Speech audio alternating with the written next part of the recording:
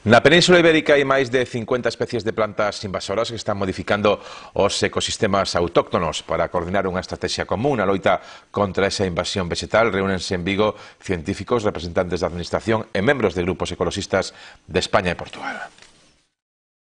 Din os expertos que o primeiro que hai que facer é sensibilizar a poboación sobre o prexuízo que causan as especies invasoras, como a mimosa, o plumeiro e algunhas herbáceas moi feroces cos ecosistemas naturais. A súa beleza impide ás veces que se perciban como malignas. E que modifican o suelo sobre o que están medrando e que a simple retirada non implica que non volvan a aparecer máis tarde ou non implica que se recupere a flora autóctona que existía previamente. Entón a actuación da Administración ou dos xestores que lles toque cumplir esa función ten que ir máis alá. A mimosa non é a que ocupa máis territorio, pero é moi visible. Introducida coa idea de bo uso no século XIX, cultivábase para facer estaquiñas para os viveiros. Cando deixou de usarse, converteuse nunha árbore aventureira que colonizou terras de cultivo.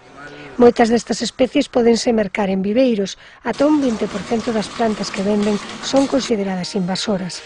En Portugal hai 29 prohibidas por lei, pero aínda se atopan no mercado. E continuam a encontrar-se algumas destas espécies à venda, apesar de serem proibidas por lei.